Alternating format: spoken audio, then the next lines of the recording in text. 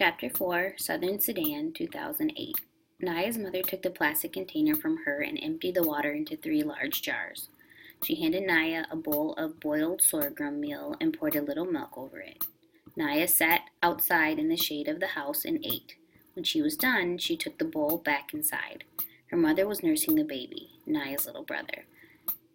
Take Akir with you, her mother said, nodding towards Naya's sister.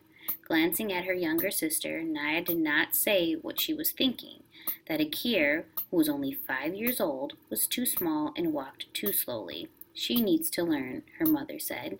Naya nodded. She picked up the plastic container and took Akir by the hand. Home for just long enough to eat, Naya would make her second trip to the pond and back, to the pond and back. Nearly a full day of walking altogether.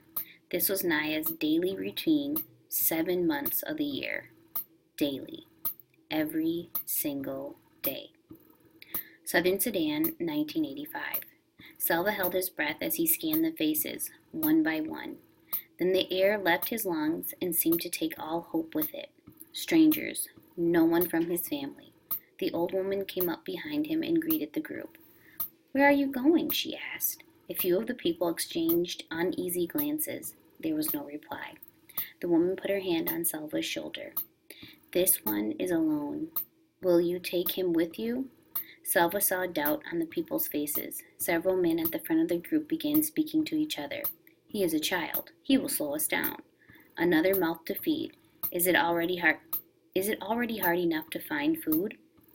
"He is too young to do any real work. He'll be of no help to us." Selva hung his head. They would leave him behind again, just as the others had. Then a woman in the group reached out and touched the arm of one of the men. She said nothing but looked first at the man and then at Selva. The man nodded and turned to the group. "We will take him with us," he said. Selva looked up quickly. A few in the group were shaking their heads and grumbling. The man shrugged. "He is Dinka," he said, and began walking again. The old woman gave Selva a bag of peanuts and a gourd for drinking water. He thanked her and said goodbye. Then he caught up with the group, determined not to lag behind, not to complain, not to be of any trouble to anyone. He did not even ask where they were going, for fear that his question would be unwelcome. He knew only that they were Dinka and that they were trying to stay away from the war. He had to be content with that. The days became a never-ending walk. Selva's feet kept time with the thoughts in his head, the same words over and over. "Where is my family? Where is my family?" Every day he woke and walked with the group, rested at midday, and walked until dark. They slept on the ground. The terrain changed from scrub to woodland. They walked among strands of stunted trees. There was little to eat, a few fruits here and there, always either unripe or worm-rotten. Selva's peanuts were gone by the end of the 3rd day. After about a week, they were joined by more people, another group of Dinka, and several members of a tribe called the Jerkol. Men and women, boys and girls, old and young, walking to nowhere. Selva had never been so hungry. He stumbled along, somehow moving one foot ahead of the other, not noticing the ground he walked on, or the forest around him, or the light in the sky. Nothing was real except his hunger, once a hollow in his stomach, but now a deep buzzing pain in every part of him. Usually he walked among the Dinka, but today, shuffling along in a daze, he found he had fallen a little behind. Walking next to him was a young man from the Durkal. Selva didn't know much about him except that his name was Buxa. As they walked along, Buxa slowed down.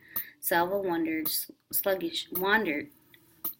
sluggishly if they shouldn't try to keep up a bit better. Just then, Buxa stopped walking. Selva stopped too. But he was too weak and hungry to ask why they were standing still. Buxa cocked his head and furrowed his brow, listening. They stood motionless for several moments. Selva could hear the noise of the rest of the group ahead of them, a few faint voices, birds calling somewhere in the trees. He strained his ears. What was it? Jet planes? Bombs?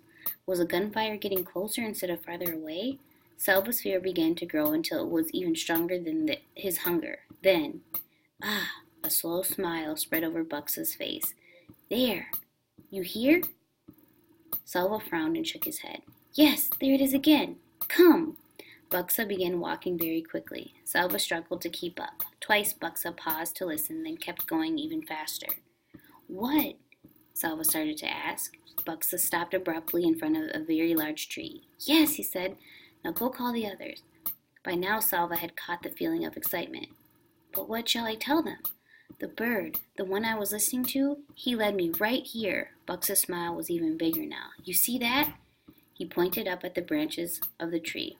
Beehive, a fine, large one. Salva hurried off to call the rest of the group. He had heard of this, that the jerkle could follow the call of the bird called the honey guide. He had never seen it done before. Honey. That this night they would feast.